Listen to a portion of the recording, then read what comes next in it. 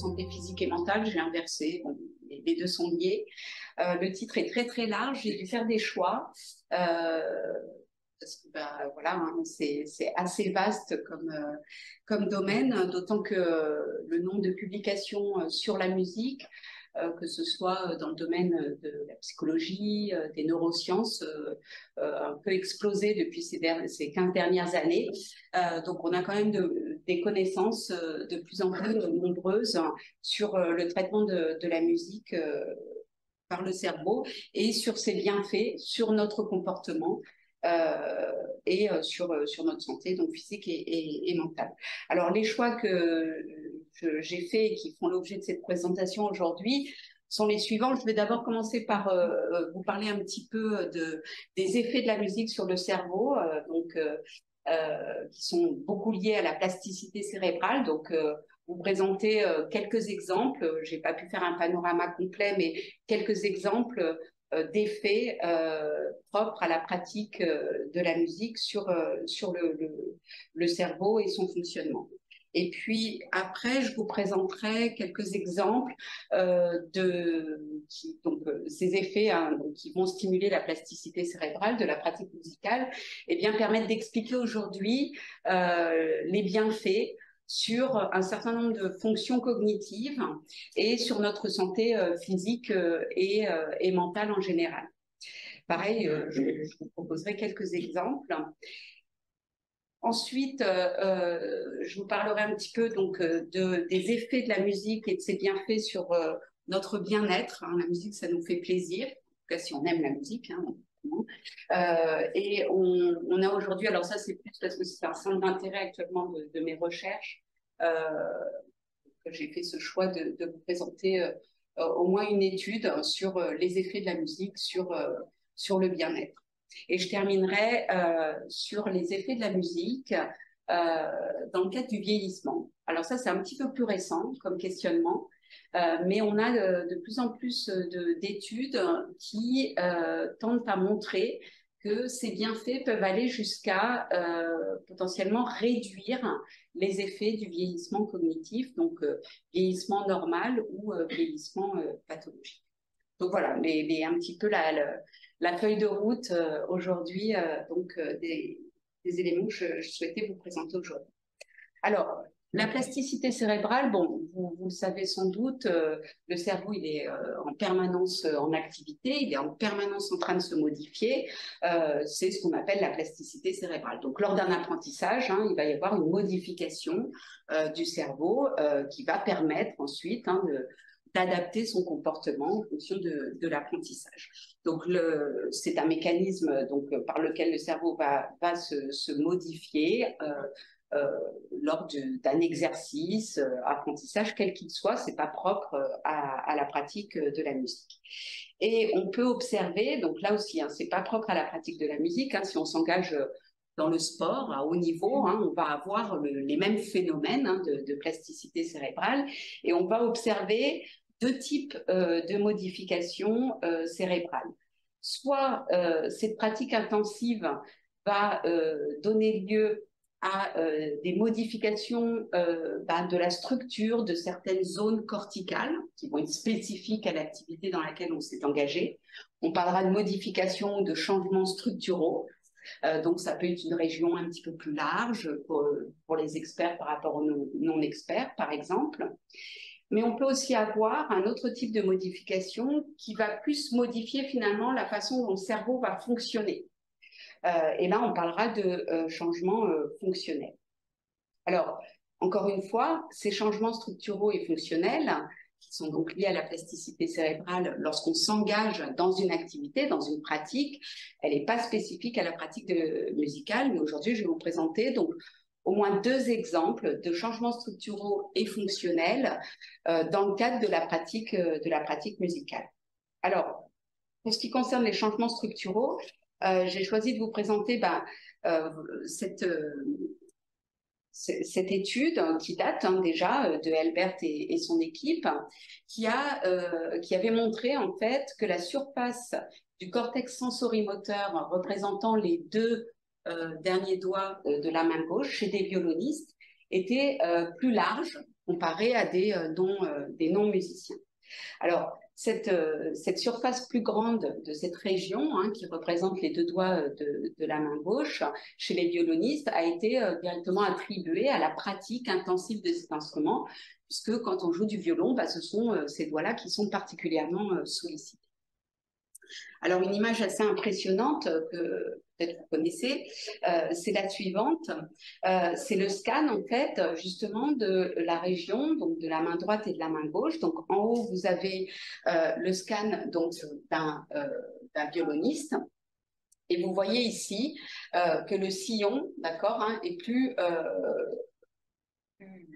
contrasté, plus creusé du côté gauche, hein, c'est inversé, un hémisphère droit ici, chez le violoniste, et en bas c'est un pianiste où là on voit que ici la surface est augmentée, hein, cette fois-ci de façon plus bilatéralisée, mais c'est pas étonnant parce que quand on joue du piano, on sollicite ses deux mains, hein, ce qui est moins le cas. Alors on sollicite aussi les deux mains quand on joue du violon, hein, mais on sollicite plus la main gauche que la main.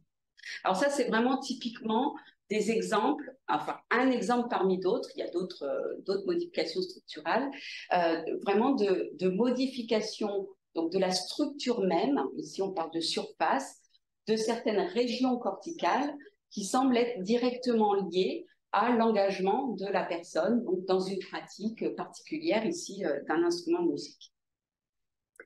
Alors, pour illustrer maintenant les changements fonctionnels, là, je vais m'appuyer sur les résultats d'une étude plus récente de Fauvel et son équipe en 2014, qui ont conduit donc une étude en IRM fonctionnel, où ils ont enregistré l'activité cérébrale au repos, hein, il n'y avait pas de tâches particulières, de musiciens et de non-musiciens.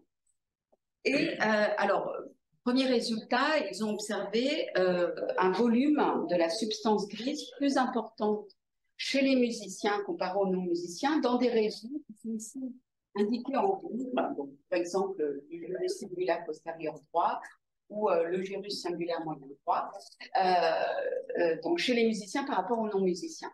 Bon, ça, finalement, c'est pas le plus intéressant dans cette étude, puisque c'est en quelque sorte un changement, une différence du point de vue de la structure du cerveau chez ces musiciens et ces non-musiciens. Le résultat le plus intéressant, c'est qu'ils ont mesuré la connectivité fonctionnelle, c'est-à-dire donc les activités entre différentes régions du cerveau chez ces musiciens et non-musiciens. On parle de connectivité fonctionnelle. Et ils ont observé que cette connectivité fonctionnelle, c'est-à-dire la connexion entre ces régions ici en rouge pour lesquelles ils ont observé un volume de substance grise plus importante chez les musiciens, était plus importante avec d'autres régions corticales qui, elles, a priori, ne sont pas directement impliqués ou liés à la pratique de la musique. Par exemple, ils ont observé une connectivité fonctionnelle plus importante chez les musiciens entre le gyrus singulaire postérieur droit et des régions impliquées dans la mémoire autobiographique, dans la mémoire sémantique, dans le langage ou encore dans le jugement émotionnel. Alors qu'est-ce qu'on peut dire de ces résultats? Qu'est-ce que ça nous apprend? Finalement, ça suggère, et c'est ainsi qu'ils l'ont exprimé, je trouve, de façon assez jolie, ça suggère que la musique pourrait potentiellement augmenter, finalement, le dialogue entre différentes aires corticales. Alors, si on s'interroge sur qu'est-ce que ça implique de s'engager dans une pratique musicale, que ce soit apprendre un instrument de musique ou s'engager dans une chorale. Bah, finalement, ce n'est pas très étonnant d'observer ces connexions entre toutes ces aires corticales, puisque la musique, alors évidemment, on pense tout de suite, ça va solliciter les aires auditives, enfin les aires corticales dédiées au traitement de l'information auditive. Ça va solliciter beaucoup le cervelet, donc ça, c'est les aspects temporels de la musique, hein, le tempo, la métrique. Ça va solliciter évidemment les aires sensorimotrices, hein, qui perception et gestes moteurs propres à l'exécution sur un instrument donné.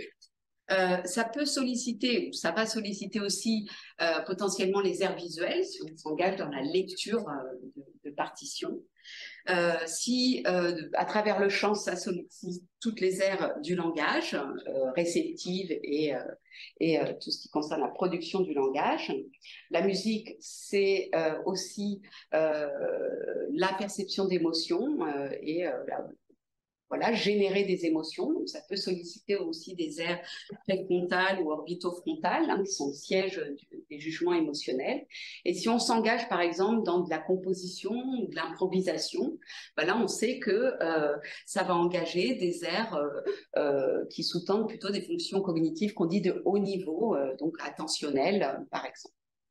Donc, vous voyez, finalement, s'engager dans une pratique de la musique, c'est stimuler quasi toutes les aires, toutes les régions corticales. Donc, c'est pas très étonnant de voir cette connectivité particulière observée donc chez les musiciens entre différentes aires corticales. Alors, quand on s'engage dans une pratique musicale, et si on observe, par exemple, une amélioration de nos performances dans certains domaines qui vont être spécifiques à la musique, à la pratique de la musique, eh bien, on parlera de transfert étroit, d'accord, c'est un phénomène de transfert, donc on va dire étroit parce que c'est un intradomaine, même domaine. Et là, on a un certain nombre d'études qui témoignent de couplage renforcé entre les aires visuelles et les aires auditives. Donc ça, c'est la lecture de partition et le chant intérieur. Quand on apprend à lire une partition, on peut entendre intérieurement la hauteur des notes perçues visuellement. Des phénomènes de couplage viso-moteur. On sait que chez les pianistes, je vous donnerai un exemple expert, rien que la vue d'un geste moteur sur un clavier peut générer, pareil, la perception de hauteur, pareil en termes de champ intérieur. Et des couplages auditivo-moteurs. Donc là, c'est cette connexion entre un geste et, pareil, la perception d'un son. Alors, pareil, en termes de champ intérieur. Donc, on sait que, par exemple, si j'ai un instrument particulier, un certain doigté, je sais que c'est un do, par exemple, eh bien, je peux l'entendre, je peux l'anticiper avant d'entendre le son même produit par l'instrument. Alors, juste un exemple de ces phénomènes de couplage auditivo-moteur qui ont été donc observés chez les musiciens, c'est cette étude de Bengert en 2006, où ils ont en fait enregistré l'activité cérébrale de pianistes et de non-musiciens. Enfin, ils ont comparé l'activité cérébrale de pianistes et de non-musiciens dans deux conditions. Une condition où en fait, donc on va appeler la condition auditive, on leur demandait juste d'écouter passivement des mélodies. Et puis, dans la seconde condition, on demandait aux participants d'appuyer sur le clavier, un clavier, mais muet. C'est-à-dire qu'ils appuyaient sur les touches, mais il n'y avait pas de son, d'accord, à un produit, donc il n'y avait pas de stimulation auditive réelle proprement dit. Alors, ce qui est représenté ici, ce sont les régions corticales, donc dans les différentes conditions auditives et conditions motrices, qu'on va appeler la condition motrice, les régions corticales pour lesquelles les auteurs de cette étude ont observé une activité plus importante chez les pianistes comparée aux non-musiciens. D'accord, c'est une différence. Alors, ce qu'on observe, c'est que dans la condition auditive, donc on entend juste les mélodies.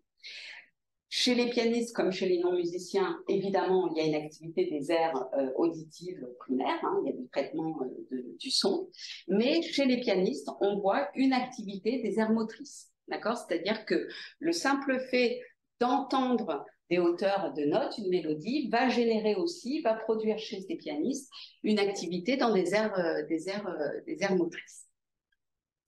Et dans la condition motrice, eh bien là, c'est ce que je vous disais tout à l'heure, chez les pianistes, on va observer une activation au niveau temporal des aires auditives. D'accord? Alors qu'il n'y a pas de son, mais le simple fait d'appuyer sur les touches du clavier